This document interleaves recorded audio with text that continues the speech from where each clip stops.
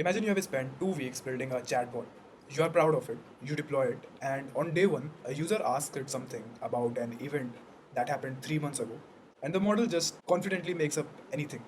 Wrong date, wrong facts, but said with complete certainty. Your chatbot is now a liability, and that's not hypothetical, it happens to a lot of people. Or think about this, a company wants a chatbot that knows their internal documentation, support tickets, engineering wikis, HR policies, 10,000 pages of internal knowledge that no public LLM has ever seen. You cannot put all of that in a prompt. Context windows aren't that large, and even if they were, you'd be paying a fortune per query. You cannot retrain GPT-4 on your docs every time someone edits a wiki page. So, what do you do? This is the actual problem, and it comes in three flavors. First, knowledge cutoff. Every LLM was trained on data up to some point in time. Anything after that time, it either doesn't know or it guesses, and it doesn't tell you which one it's doing. Second, hallucination. LLMs don't retrieve facts, they predict the next most likely token. Sometimes that process produces accurate information, sometimes it produces something that sounds exactly right and is completely wrong. That's not built in truthfulness mechanism. 3. Private data. The model was never trained on your company's docs, your code base, your college admission process, whatever. It cannot note things it was never shown. These three problems are what RAG was built to solve. I'm not going to define RAG yet. Just hold these three problems in your head for a minute. Okay, before I throw any technical term at you, I want you to have the mental model. Because once this analogy clicks, everything else, the embedding, the vector database, all of it will just be implementation detail on top of something you already understand. Think about the difference between a closed book exam and an open book exam. In a closed book exam, you can only use what you already memorized during studying. That's vanilla LLM. Everything it knows is baked into its weights. It learned it during training. If the answer isn't in there, it either says it doesn't know, or more often, it makes something up, and it shows that. Now imagine an open book exam. Same questions, but before you write your answer, you are allowed to flip through your textbooks, find the relevant pages, read them, and then write your exam answer with that context right in front of you. You are not just writing from memory, you are working from retrieved, current, specific information. And that's RAG. The LLM is still writing the answer. It still does the reasoning, the synthesis, the generation. But before it writes anything, a separate system goes and fetches the relevant pages from your document, your database, whatever, and hands them to the model as context. The model then answers based on what it just read and not what it memorized. You are not changing the model, you are not retraining it. You are just giving it better information to work with at query time dynamically. That's RAG, Retrieval Augmented Generation. The name literally describes it. You augment the generation with retrieval. Now let me show you the actual mechanism because the intuition is nice, but understanding the pipeline is what lets you build it. Alright, so the RAG pipeline has two phases. Phase 1 happens once, offline, before any user ever asks a question. Phase 2 happens every single time a user sends a query. Let me walk through both. Phase 1, ingestion. It starts here. Your document could be a folder of PDFs, could be a set of markdown files, could be a script website, a database dump, a collection of support tickets, raw text basically. This is the knowledge you want your system to have access to. Step 1 of ingestion is chunking. You take those documents and you split them into smaller pieces, paragraphs maybe, or fixed size window of 300 to 500 tokens. Why? It has two reasons. First, context window limits. You cannot stuff an entire 200-page PDF into a prompt. Second, and this is actually more important, retrieval precision.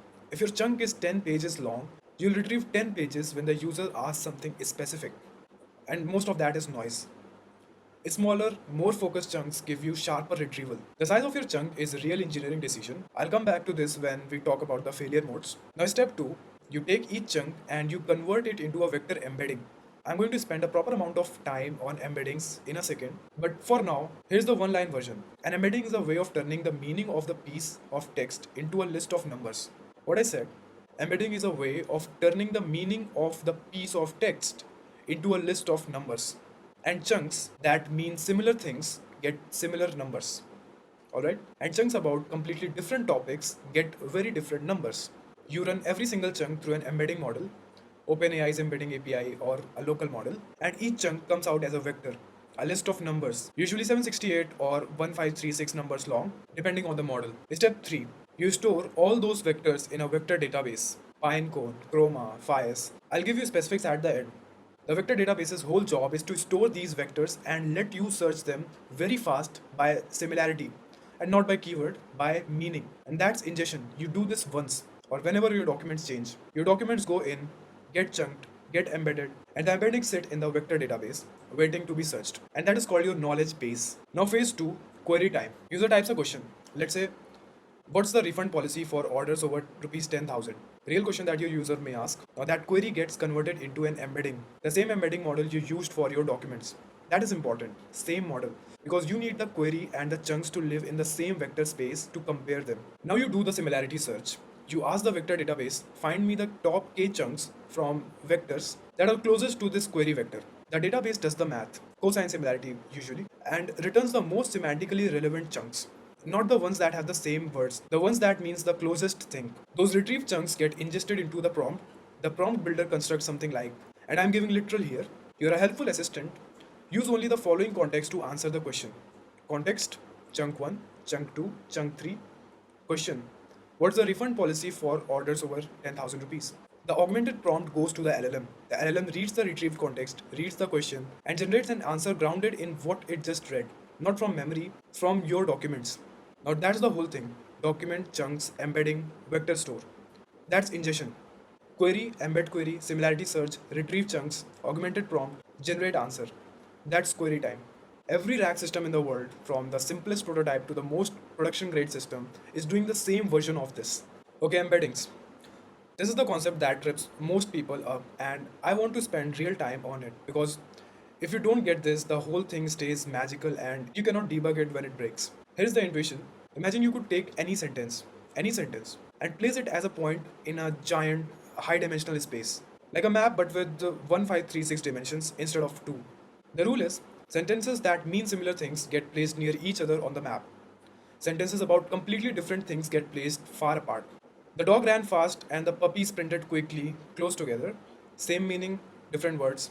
The dog ran fast and quarter 3 earnings before interest and taxes, completely far apart, nothing in common. An embedding model learned this geometry from training on massive amounts of text. It learned that dog and puppy tend to appear in similar context and they end up nearby in this space.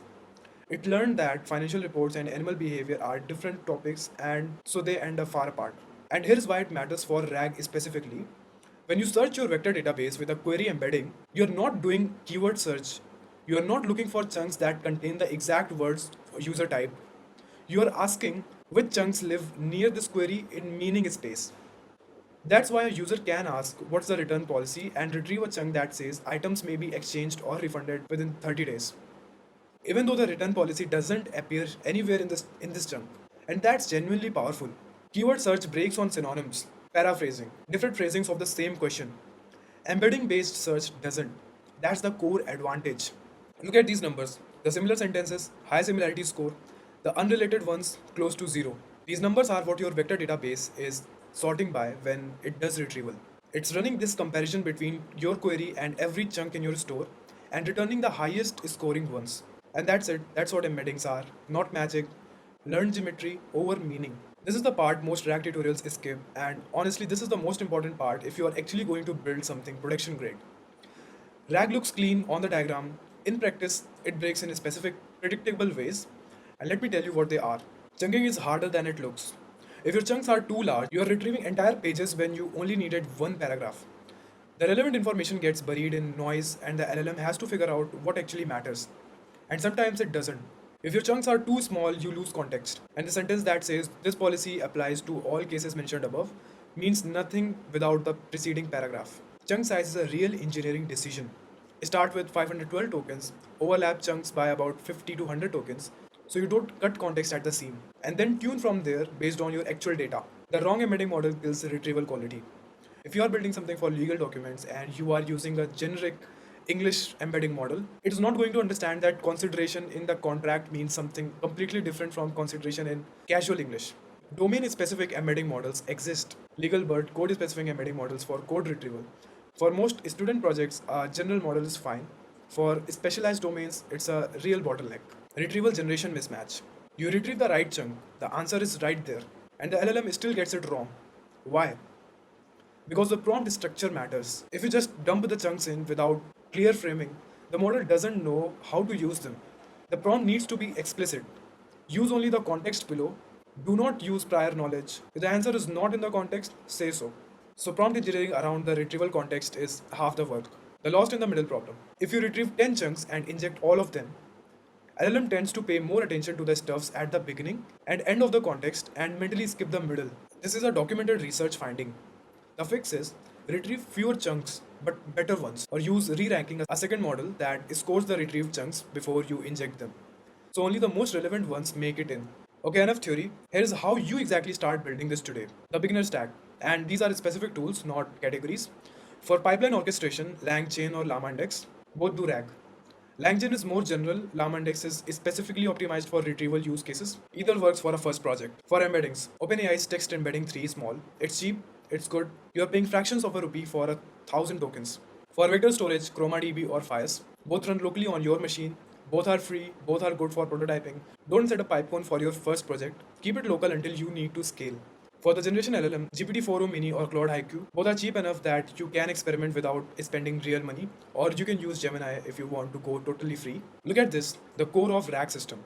Loading documents, chunking, embedding, storing, querying is maybe 80 to 100 lines of Python with LangChain. That's it. It's not a research project, it's a weekend project. Here's a starter project I'd give you. Take a PDF, any PDF, your notes, a research paper, your college placement statistics, whatever. Build a chatbot that can answer questions about it. Load it with LangChain's PDF loader, chunk it, embed it with text embedding 3 small, store it in Chroma, and query it with GPT-4o Mini. 3 hours, less than 100 lines of code. Once you have done that once, run ingestion. Ask it a question, seen it pull the right chunk, and generate the grounded answer. The whole pipeline will make sense in a way that no amount of watching videos will ever fully give you. Build it once, that's the shortcut. RAG is how you give an LLM a memory it doesn't have, over data it was never trained on, without retraining anything. That's not a small thing. That's the foundation under almost every serious LLM application being built right now. Customer support bots, internal knowledge bases, document Q&A, code assistant over private code bases. All of it is some version of this pipeline. The difference between AI searches your documents and actually understanding the mechanism, the chunking decision, the embedding geometry, the prompt construction, the failure modes, that's the difference between using it and being able to build something real with it. Debug it when it breaks and make engineering decisions about it. Now go build something or learn something. I'm watching you.